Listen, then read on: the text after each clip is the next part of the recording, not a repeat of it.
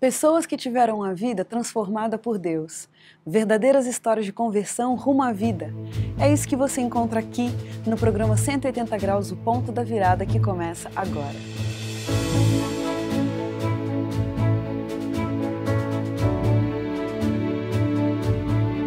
Quando sentimos o toque de Deus na vida, uma mudança acontece.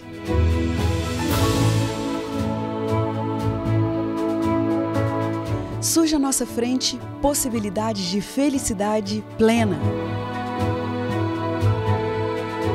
O toque de Deus restaura, renova, refaz.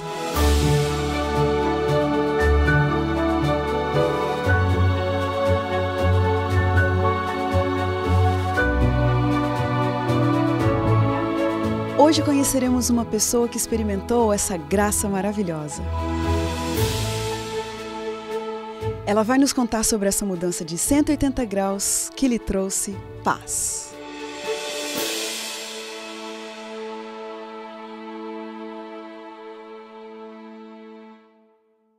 Guilherme Peixoto nasceu em Niterói, Rio de Janeiro, sempre se viu como um cético e descrente.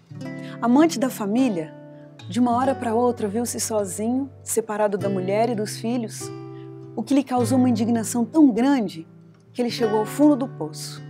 E foi lá que ele ouviu a voz de Deus pela primeira vez na vida. Dá para acreditar? Aos 44 anos de idade, sua vida tomou outro rumo. Os melhores capítulos de sua história ainda estavam por ser escritos, depois que ele descobriu um amor divino que não condena, não acusa, não julga, mas compreende, regenera, restabelece e é capaz de mudar uma história em 180 graus. Guilherme, que prazer pra gente ter você aqui. Muito obrigada por ter aceitado o nosso convite. Eu que agradeço. Guilherme, por que você diria pra gente, o que colaborou para você se assumir como um ateu num país tão cristão como o nosso? Sem dúvida, a formação que temos na escola. Hoje em dia a gente é muito preparado a acreditar em coisas como evolucionismo, como coisas que nos tiram, na realidade, do caminho de pensar em Deus, né? E a gente vai criando todas aquelas propriedades físicas na mente, né? E acha que tudo pode ser explicado por uma fórmula, né? Uhum. E assim era eu também. Eu achava que se nada pudesse ser provado por uma fórmula ou por alguma coisa que pudesse ser tocada, essa coisa não existia. Guilherme, você quando via pessoas religiosas, fiéis a denominações e religiões, você tinha preconceito? Eu não sei se preconceito seria a palavra mais adequada, mas me causava estranheza, né? Eu falava, gente, por que esse pessoal fica perdendo tempo pensando em coisa que não vai levar a nada, né? Eu ficava pensando, poxa, por que isso, né? Por que não vão estudar, vão se dedicar a uma profissão ou alguma coisa do gênero, né? Eu não entendia, aquilo não tinha uma referência na minha mente, né? Para que as pessoas se dedicassem tanto a algum tipo de religiosidade, seja ela qual fosse, né? Deixar isso bem claro, né? Sim. Desde espiritismo até um católico, por exemplo. Bom, você amadureceu, se casou, formou uma família linda, com 2 filhos. E a gente vive num país onde os divórcios e as separações são cada vez mais presentes. Por que a sua separação da sua esposa foi tão marcante para você? Bom, meu pai e minha mãe estão juntos até hoje, né? Então, é uma história de 50 e tantos anos de união, né? E esse é o exemplo que eu tenho de casa, né? De que uma família é uma instituição indissolúvel, né? E quando eu me propus, né, a me lançar num casamento, eu enxergava essa instituição como alguma coisa que ficasse para sempre, né? Olha. Então isso para mim não pode ser quebrado assim, não é uma coisa tão fácil de você quebrar, né? E a gente se lembra daquela frase que se fala em todo casamento, né? O que Deus une, né, o homem não separe e tal. E para mim era assim. Quer dizer, você tinha essa expectativa, mas a verdade é que as coisas começaram a não ir muito bem, né, Guilherme? Verdade.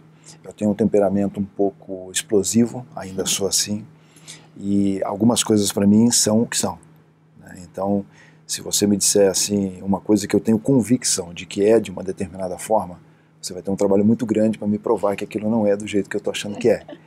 E isso começou a trazer alguns atritos, né, entre o Guilherme e a sogra, né? E aquilo ali começou a plantar uma vegetação de ervas daninhas no nosso casamento, né?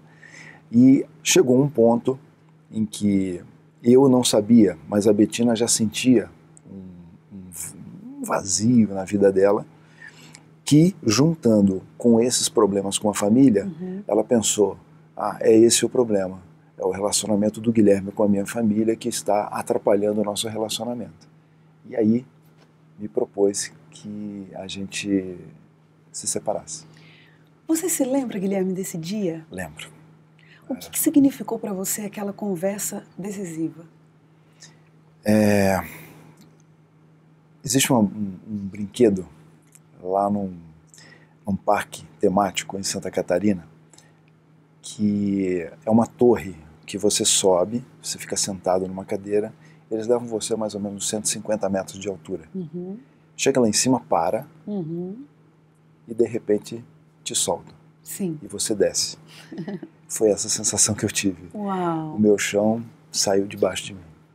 Foi muito ruim. E você pegou suas coisas, colocou dentro do carro? Aí começa a misturar um monte de coisa na cabeça da gente, né? E eu fiquei pensando, a minha esposa é uma esposa bonita, é uma mulher bonita até hoje. E eu falei, poxa, daqui a pouco eu vou ter que vê-la com outra pessoa e tal, e eu não vou querer ver isso. E aí, como meus familiares são de Curitiba, eu resolvi pedir demissão do emprego, né? Olha. E voltar, ir para Curitiba e lá trabalhar com eles, alguma coisa assim, né? E aquela viagem para Curitiba, Guilherme, o que te vinha à mente, hein?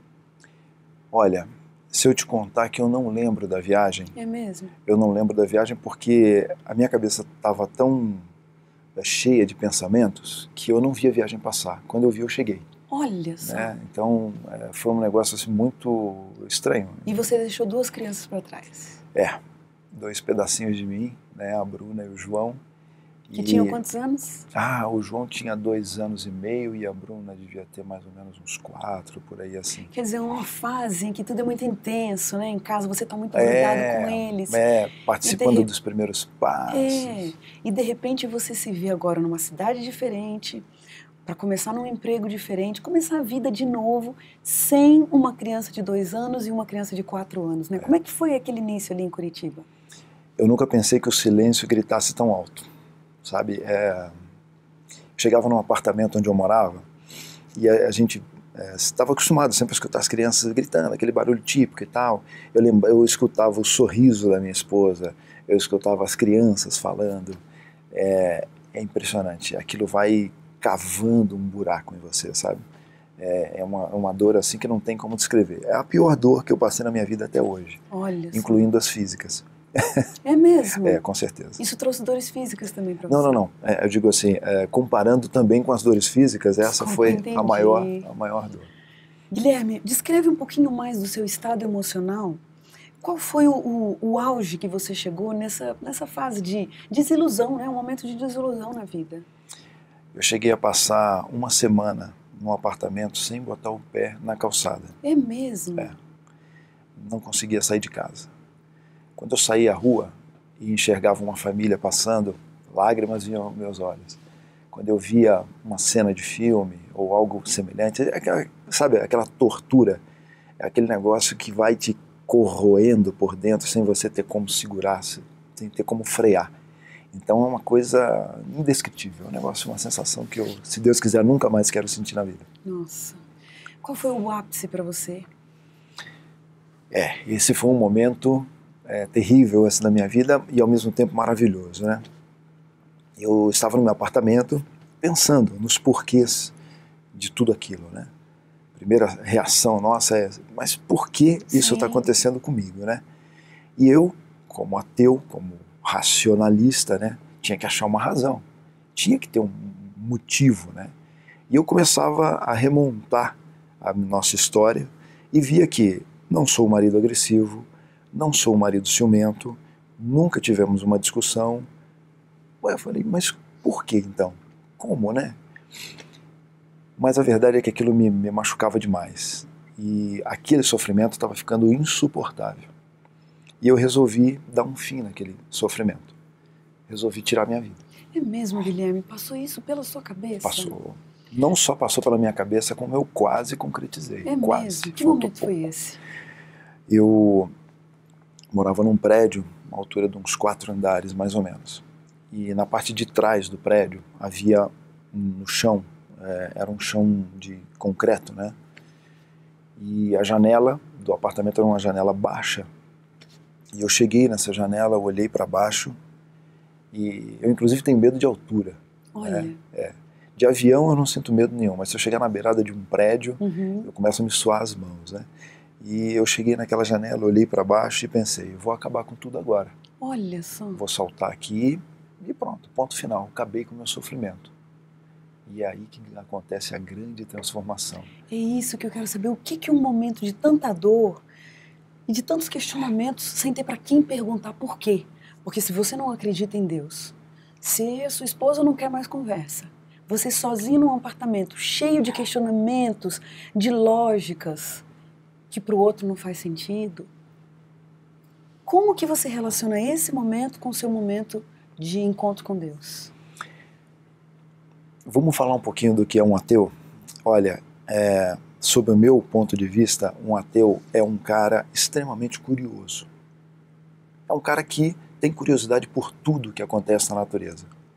Tudo. E aquele momento foi um momento onde Deus aguçou a minha curiosidade. É mesmo? Ele me disse algumas frases na minha mente, eu escutei isso nitidamente. Falava assim, é essa lembrança que você quer deixar para os seus filhos? Isso te passou pela cabeça Sim, enquanto você estava lá na sacada? Com a mão na janela.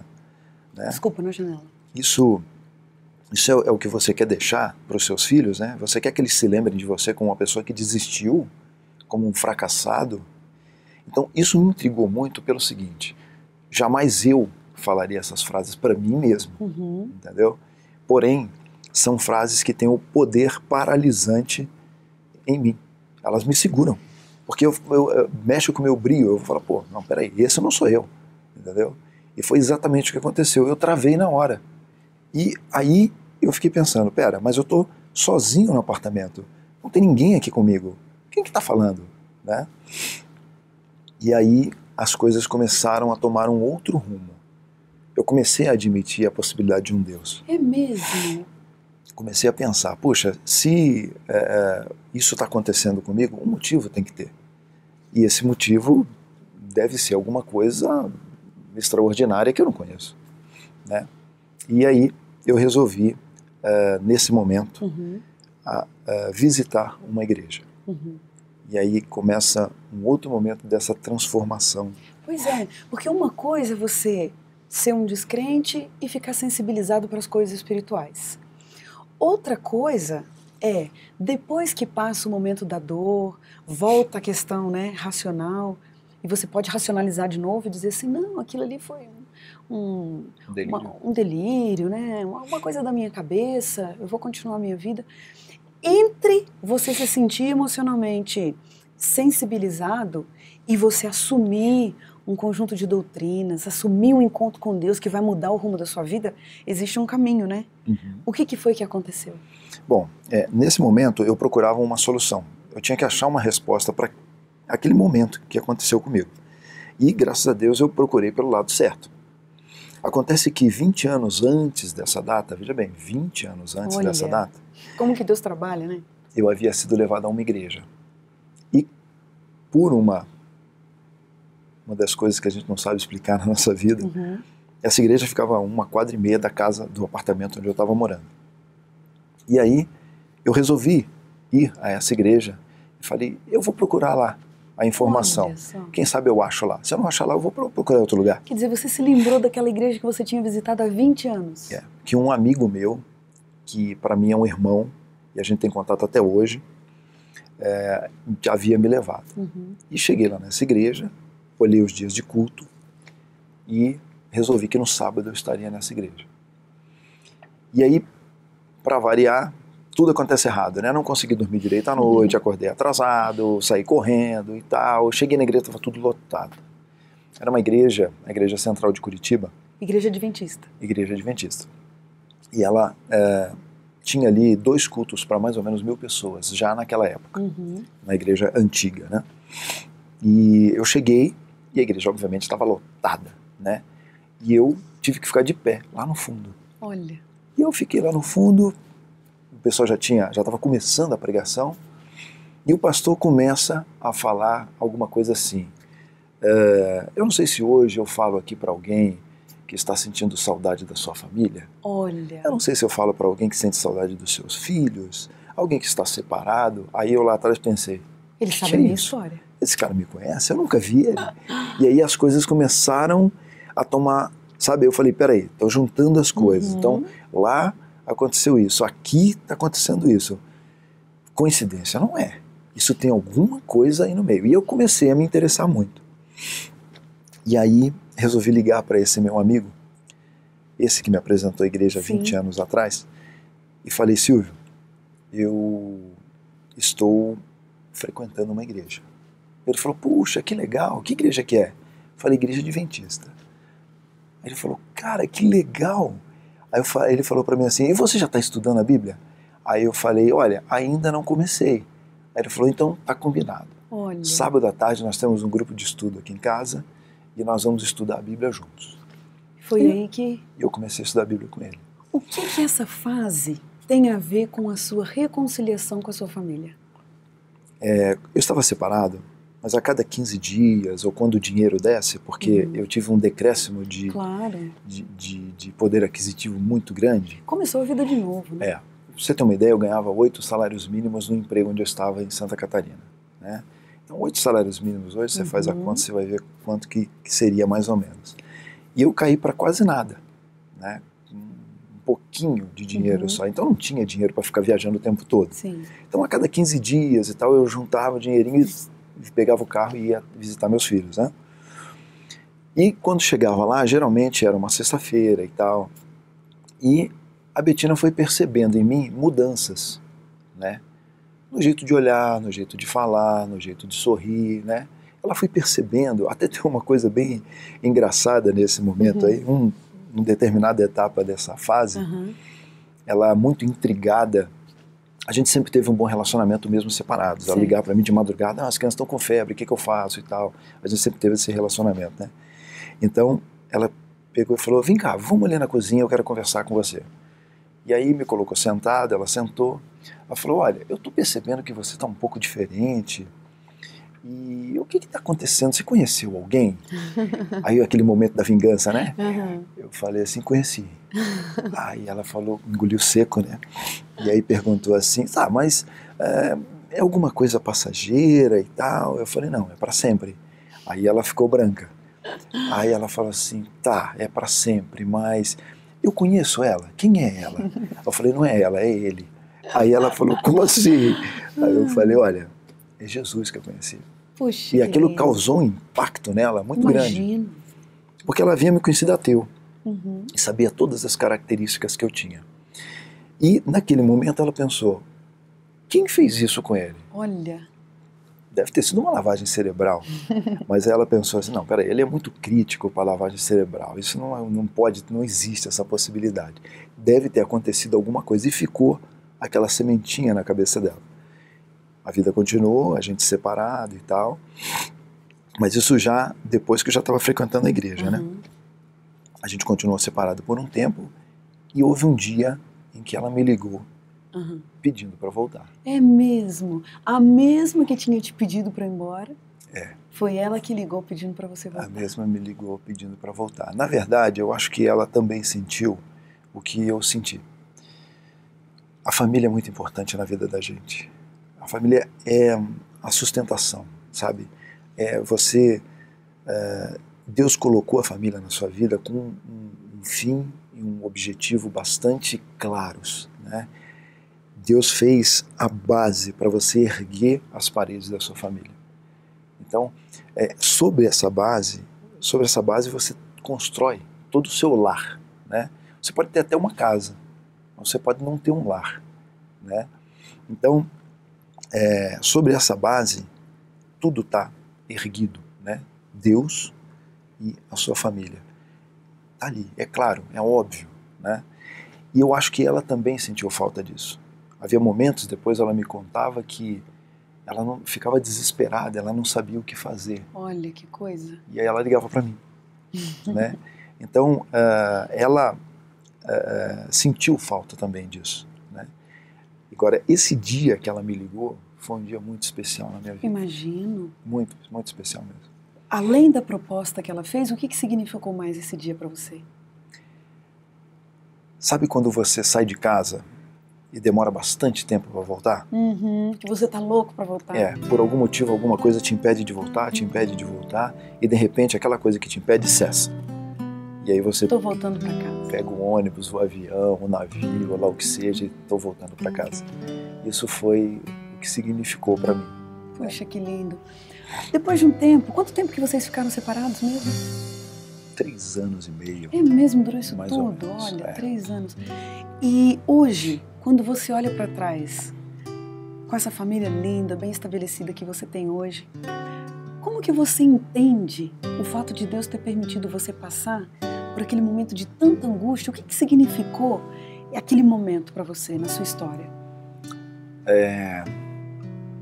Transformar um coração de pedra em um coração que possa ser semeado pela palavra de Deus. Olha. Na verdade, eu tinha um coração de pedra mesmo. Algumas coisas até hoje eu olho assim, eu me envergonho de como eu pensava. Algumas coisas eu era tão racional que era tão simples quanto cortar um bolo. Olha só. Pega a faca e corta, acabou, né? Hoje em dia eu posso até pegar a faca ainda, porque a gente ainda tem aquele lado, né? Mas eu vou pensar, falar, não, peraí, eu não vou cortar. Eu vou deixar a faca de lado e vou tentar uma outra solução. Puxa. Mas assim, significou isso. Deus permitiu que eu passasse por tudo aquilo para que o meu coração ficasse pronto para que ele pudesse semear. E foi uma época de muito choro, de muita emoção. Foi uma época assim que eu senti realmente que meu coração, eu em dados momentos pensei que eu pudesse até ter um problema cardíaco, né? Foi chacoalhado mesmo. Foi uma coisa, eu disse, eu vou ter um colapso, eu vou morrer. Olha só. Sabe? Então foi um processo aí também físico, né? Eu senti essa mudança fisicamente também. Perdi peso. Olha, é uma situação horrível. Hoje quando alguém fala assim, fulano está com depressão, eu penso que eu talvez tenha entrado em depressão também, né? Só que eu não precisei de medicação. Era uma depressão mais por aspectos psicológicos, vamos dizer. Pelas circunstâncias, né? Pelas circunstâncias, vamos falar assim. E eu não precisei de medicação para sair dela, né? Mas o médico dos médicos incidiu diretamente nisso, né? Que história linda. A gente tem, Guilherme, um momento de umas perguntinhas rápidas aqui no nosso programa. Vamos lá? O tempo. Tem que se dar valor. Viver. Ter uma família. Sabedoria. Usar a inteligência. Casamento. O meu. Deus. O norte. Felicidade. Paz. Perdão. Inevitável. Um sentimento constante. Amor por tudo que Deus deixou para nós. Futuro. Que eu possa ser útil a Deus. Um privilégio. Estar na igreja adventista. Um pedido. Que Deus me dê saúde por tantos anos quanto Ele não venha. Morte. Difícil. Um medo. Perder tempo. A grande lição da sua vida. Nunca pense que você está certo. Sempre pense que você pode aprender um pouco mais. Envelhecer. Um processo. Sofrimento. Ficar só. Uma pessoa. Deus. Um versículo da Bíblia que te acompanha. Tudo a ver com a minha história. Salmos 23:1. O Senhor é meu pastor e nada me faltará. Que lindo! E você aprendeu isso por experiência própria, né, Guilherme? Na carne. A gente ouvindo a sua história, a gente vê que realmente você tem muito a abençoar outras pessoas com seu testemunho, com a sua vida, com a sua família. E a gente só tem que ficar agradecido por você ter vindo aqui e dividido a sua história com a gente. Eu que agradeço. E a gente termina o programa 180 Graus, o Ponto da Virada, feliz por esse testemunho tão maravilhoso. E como diz o texto bíblico, era preciso que nos regozijássemos e nos alegrássemos, porque esse teu irmão estava morto e reviveu, estava perdido e foi achado. Um abraço para você e a gente se vê na próxima semana.